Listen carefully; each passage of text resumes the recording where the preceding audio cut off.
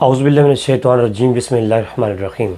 मैं हूँ रिज़वी भाई और आज एक संजीदा से टॉपिक पे चंद एक मारूज़ात अर्ज़ करूँगा। डॉक्टर ने जो कि एक नोबल अवॉर्डेड डॉक्टर है, उसने जो है फ्रांस के डॉक्टर ने ये तज़किया पेश किया कि जिन लोगों ने वैक्सीन्स लगवाई हैं तो उनकी 2 साल के बाद मौत वाक़या हो जाएगी। इन्ना लिल्लाहि व इन्ना इलैहि राजिऊन। हकीकत में इसकी यानी इसमें क्या पस मंज़र है, क्या वजूहात क्या हैं, कितने बड़े डॉक्टर और नोबल अवार्ड याफ्ता जो है डॉक्टर ने वैक्सीन्स के मुतल्लिक़ ऐसी राय जो है ना वो दी है। अब चूँकि मैंने ख़ुद लगवाई है वैक्सीन तकरीबन आज से चंद रोज़ कबल, और अमेरिकन वैक्सीन हमने, क्योंकि हम अरब ममालिक के अंदर हैं तो अरब ममालिक के अंदर तो अमेरिकन वैक्सीन ही लगवाई जा रही हैं और पाकिस्तान के अंदर चाइना वैक्सीन है। बेसिकली वैक्सीन ये क्या, ये इसका फार्मूला क्या है। जब मैंने नेट पे सर्चिंग की और उसके बारे में थोड़ी जानने की कोशिश की तो मालूम हुआ कि बेसिकली वैक्सीन जो है ये एक एंटी नोड तैयार किया गया है। जैसे कि मैंने आज से 4-5 माह कबल कोरोना वायरस और लॉकडाउन और जुमा मस्जिद में पढ़ने ना पढ़ने के ऊपर कुरान हदीस से, और क्या ये कोरोना वायरस ऐसी वबा है कि छूने से लगती है या नहीं, तो इसके ऊपर जो है मेरी गुफ्तगू थी। तो मैंने हदीस की रोशनी में कुछ मारूज़ात अर्ज़ की थी 3-4 माह कबल। तो उसमें मैंने कोरोना वायरस की माहियत जो डॉक्टर्स ने बताई उसको बयान करते हुए कुछ अर्ज़ की थी कि कोरोना वायरस, जब कोई भी वायरस इस कायनात में कोई बीमारी भी है वो इंसान के जिस्म पे इफ़ेक्टेड कैसे होती है।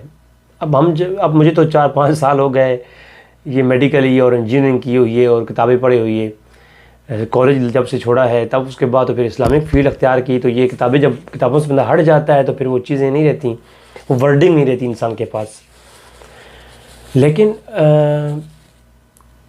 ये इंसानी जिस्म का एक ऐसा निज़ाम है, और इंसानी जिस्म के अलावा भी आप जहाँ भी देखें इस कायनात के अंदर, गैलेक्सी के अंदर किसी चीज़ का भी आप फंक्शन उठा देख लें, जो पढ़े लिखे ज़रात हैं, जो एटम्स के बारे में जानते हैं, वो न्यूक्लियस के मुतालिक जो लोग पढ़े हुए हैं जानते हैं कि न्यूक्लियस के अंदर जो इलेक्ट्रॉन, प्रोटॉन और न्यूट्रॉन अपने महवर में गर्दिश कर रहे होती हैं, तो वो अपने एक बिल्कुल सीक्वेंस में है, उसकी सीक्वेंस कभी चेंज नहीं होती, चाहे वो राइट जाएँ लेफ़्ट जाएँ, वो अपने रोटेशन को तो रोटेट तो होते हैं लेकिन वो अपने महवर की गिरद गर्दिश करते हैं, वो अपने निज़ाम से हटते नहीं हैं। इसी तरह अल्लाह ने जिस्म के अंदर भी एक सिस्टम रखा है। अगर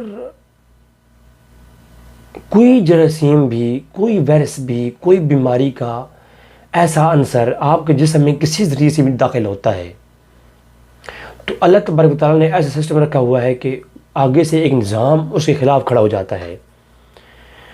जो चीज़ जिस्म के लिए बेहतर है, जो जिस्म एक्सेप्ट करता है, जो वो जिस्म में जाती है तो जिस्म उसको वेलकम करता है और उस चीज़ की ज़रूरत जिस्म में जहाँ जहाँ है वो जिस्म वहाँ पहुँचाता है। जिस्म में एक बसेज़ हैं, जैसे कि आप कंप्यूटर में देखते हैं इलेक्ट्रॉनिक छोटी छोटी बसें होती हैं जो आपके डेटा ट्रांसफ़र बसेज होती हैं, जो आपके डेटे को आपके यूएसबी से हार्ड डिस्क में लेके जाती हैं, हार्ड डिस्क में रैम में प्रोसेस करती हैं, फिर रैम से उसे जो है वो आपको शो होता है, चाहे वो C++ उसकी प्रोग्रामिंग के ऊपर चलता है तो वो आपके सामने शो होता है, या 1010 की जो प्रोग्रामिंग होती है तो एक बाकायदा फंक्शन है कंप्यूटर के ऊपर। हम तो स्क्रीन पे देख रहे होते हैं ना, उसके पीछे 101 की वो जो है वो क्या है, प्रोग्रामिंग हुई है, तो वो जो प्रोग्राम होता है बसों के ज़रिए ट्रैवल करता है। इसी तरह जिस्म में भी एक पूरा फंक्शन है।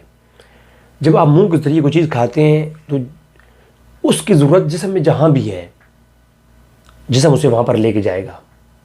देखिए आपकी टांगों में दर्द होता है, आप एक टैबलेट खाते हैं, और टैबलेट के अंदर ऐसे अज्जा रखे जाते हैं जो उन्होंने उस बीमारी के लिए इलाज होते हैं। तो अब टैबलेट को क्या पता कि बीमारी कहाँ है, लेकिन जब आप टैबलेट खाते हैं तो आपकी टांग का दर्द ठीक हो जाता है। वजह क्या है कि जो चीज़ इफ़ेक्टेड है उस चीज़ को उसकी ज़रूरत होती है। आप जिस्म में कट लग जाए, हाथ में कट लग जाए तो फ़ौरन जिस्म ज़ोर लगाने शुरू कर देता है कि इस कट को बंद किया जाए। आप अगर उसकी थोड़ी केयर करते रहें तो वो खुद कुछ दिनों के बाद वो कोई चीज़ ना भी लगाएं, कोई कट लगने पर कोई उसका इलाज ना भी करें, फ़कत आप उसकी केयर करें, उसके अंदर मज़ीद जरासीम और बैक्टीरियाज वगैरह ना जाने दें, उसको साफ़ रखें ज़ख़म को, वो ज़ख़म खुद चंद रोज़ के बाद क्लोज़ हो जाएगा, क्योंकि जिस्म में ये अल्लाह ने सलाहियत रखी है कि वो चीज़ों को जोड़ता है। इसी तरह कोई वायरस भी हो, बुखार का वायरस कोई भी, जब वो दाखिल होता है तो जिस्म उसको ऐसे, हमारे जिस्म में हज़ारों वायरसेस रोज़ाना की बुनियाद पर दाखिल होते हैं, लेकिन वो अंदर जाते ही हमारा जो वो एंटी वायरस सिस्टम है, वो एमोनीस जो हमारा सिस्टम है जिस्म के अंदर, वो उसके साथ लड़ाई करके उसे ख़त्म कर देता है, उसे मार देता है जरासीम को। हमें बीमारी नहीं होती, हमें मालूम नहीं होता कि हमारे अंदर कुछ जिस्म में जरासीम गया नहीं गया। जब हमें बुखार होता है या हमारे सर में दर्द होता है, इसका मतलब ये है कोई वायरस ऐसा दाखिल हुआ है हमारे जिस्म में जिससे हमारा जिस्म लड़ाई तो कर रहा है लेकिन उसे मार नहीं पा रहा, दोनों तरफ से मुकाबला अच्छा हो रहा है, फिर हमारे जिस्म में तकलीफ़ हो रही होती है। जबकि ये जो वायरस था कोरोना वायरस, इसका इशू कुछ अलग था। ये जब जिस्म में दाखिल होता है तो जिस्म के एंटीनोड इम्यूनी सिस्टम को मालूम ही नहीं होता कि हमारे अंदर कोई हमारा दुश्मन दाखिल हो चुका जिसका वो आगे से लड़ाई करें। यानी ऐसा जिस्म, ऐसा दुश्मन अगर डायरेक्ट हमारे मुल्क पर कोई हमला कर देना तो फ़ौज तैयार खड़ी हुई है, लेकिन हमारे मुल्क में रहने वाले हज़रात में अगर ऐसा कोई लोग आके रहने लग जाएं जो हमारे ही लोगों जैसे हो जाएं और हमें मालूम ही ना हो ये हमारे हैं या अपने हैं या बेगाने हैं, तो हमारा वो नुकसान करेंगे, खुदकुश हमले करेंगे, कुछ और करेंगे, हमें मालूम ही नहीं होगा क्योंकि वो हमारे अंदर रह रहे हैं। कोरोना वायरस की गेम कुछ इस तरह की है। कोरोना वायरस जब मुंह के ज़रिए या नाक के ज़रिए दाखिल होता है तो उसका 3-4 हफ्ते तो मालूम ही नहीं होता कि हमारे अंदर कोई जिस्म में कोई जरासीम गया भी है कि नहीं गया। लिहाजा फिर उसका अंजाम क्या होता है?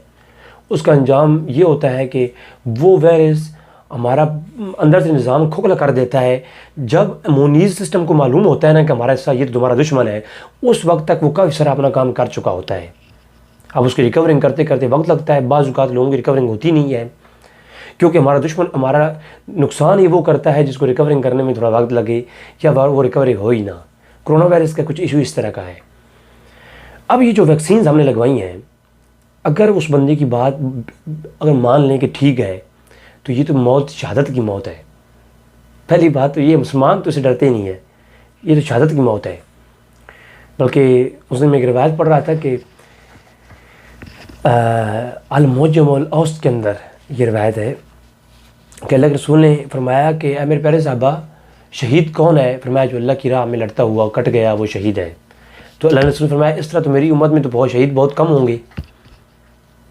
हजूर कुछ नावल फरमा रहे थे, फिर हजूर ने साहब ने फरमाया मेरी उम्मत में जो बीमारी से फौत हुआ वो भी शहीद, जो अहल व अयाल के लिए लड़ते हुए मर गया वो भी शहीद, जो अपनी रोज़ी रोटी कमाते हुए हलाल की मर गया वो भी शहीद।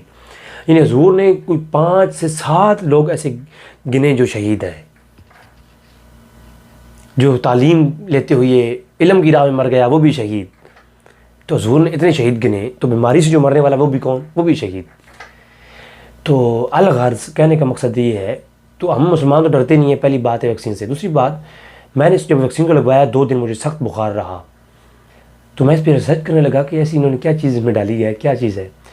तो ये बेसिकली ये है कि ये हमारे जिस्म में जब दाखिल करते हैं ये लोग, तो वो हमारे जिस्म में एक साइड से एंटर होती है वैक्सीन, वो पूरे जिस्म के अंदर से ना ज़ोर लगा करके आपके खुलियों को डिस्टर्ब करके वैक्सीन पूरे जिस्म में फैलती है। अब चाइना वैक्सीन तो है जो चाइना की, तो उसमें ये चीज़ नहीं है, वो तो जिस्म के मोटे मोटे हिस्सों में वो फैल जाती है। लेकिन जो अमेरिकन वैक्सीन हमने लगवाई है वो इस तरह से है कि वो पूरे जिस्म में ना खुलियों को तबाह करके अंदर से गुजरती है और पूरे जिस्म में, बेशक इसका है साइड इफ़ेक्ट तो होंगे, ये कोई नहीं कहे कि इसके साइड इफ़ेक्ट नहीं है, साइड इफ़ेक्ट से इसको है ही है। जो 2 दिन मुझे बुखार रहा है वैक्सीन लगवाने के बाद, इसके नुकसान तो है ही है, लेकिन जब ये है क्या, ये बेसिकली आपके जिस्म में उस वायरस का एंटीनोड बना के डाला गया है। अब जब ये आपने वैक्सीन लगाई होगी ना, जो ही वायरस आपके अंदर दाखिल होगा, हमारे अंदर के सिस्टम को, ये हमारे अंदर के प्रोग्राम को, ये प्रोग्रामिंग हो चुकी है, उनको उसको मालूम हो चुका है कि इस तरह का भी कोई वायरस है। जो ही वो चीज़ दाखिल होती जाएगी वो अपना इंटरनल ऑपरेशन करेगा और हमारे वायरस के ख़िलाफ़ लड़ना शुरू कर देगा। और हमारे हमारे कोरोना वायरस की जो अलामात हैं वो जल्द से जल्द ज़ाहिर हो जाएंगी और वक्ती तौर पर काबू भी हो जाएगा और वायरस के मुतालिक मुकम्मल हमें मालूम भी उस वक्त हो जाएगा। तो बेसिकली जो कोरोना वायरस वैक्सीन है वो एक एंटी नोड हमारे जिस्म में दाखिल किया गया है। कोई साइड इफ़ेक्ट्स हैं लेकिन मरने वाली कोई ऐसी खबर नहीं है। ऐसे होता तो जिन्होंने 3 साल पहले लगवाई हैं वो मर चुके होते। तो जब वैक्सीन बनाई गई, जिन पे तजर्बे किए गए, वो लोग मर चुके होते। ऐसा नहीं है कुछ भी। तो परेशान ना हो, ये बाकायदा एक एंटी नोड है जो बीमारी के ख़िलाफ़ बनाया गया है। हर दौर में बीमारी भी आती है, उसका एंटी नोड भी आता है। चाहे बीमारी वो ख़ुद लैब में तैयार की गई हो, किसी खुफिया तौर पर जो माफिया काम कर रहे हैं उनकी बीमारी ईजाद करदा हो, या अल्लाह की तरफ से कुदरती ईजाद करदा आए हुई कोई बीमारी भी हो, उसका एंटी नोड दुनिया में है, बनाया जाता है, पेश किया जाता है और वो काम भी करता है। अगर इसका ज़िंदगी में अफेक्टेड भी है, 2 साल के अंदर मरने वाली बात मैं इसको कम से कम तस्लीम नहीं करता। बाकी देखते हैं, अब मैं भी आपको समझ नहीं हूँ, 2 साल के बाद फिर वीडियो अपलोड करूँगा इंशाअल्लाह तबारक तआला। मौत अल्लाह की तरफ से है। जब मौत आनी है, खलक़ल मौत वल हयाता लियब्लुवकुम अय्युकुम अहसनु अमला। तो ये जो है मौत की पैदा करने वाला वो अल्लाह की ज़ात है। हम मुसलमानों के लिए कोई टेंशन की परेशानी की बात नहीं है। आपकी दुआओं को तालिब आपको अपना भाई वैक्सीन लगवाएं। इसका जो है मैं समझता हूँ कि फ़ायदा है, लगवाना चाहिए हमें, ताकि हम हमारी बीमारी से उससे हम इलाज करवा सकें। हम पाकिस्तानी कौम जो है ना, अल्लाह तबारक तआला हमें समझने की तौफीक दे। हमारी सोच इस तरह की है कि हमें कोई एक आम सा बंदा भी बैठ करके यूट्यूब पे बता दे कि ये तो है, ये तो ये है, तो हम कहते हैं इतना मोतबर बंदा है, उसने कह दिया, बस वही तो सब कुछ जानने वाला है। ऐसी बात हरगिज़ नहीं है। अल्लाह तबारक तआला से दुआ है कि ताला हमें समझने की तौफीक अता फरमाए। वमा अलैना इल्लल बलागुल मुबीन।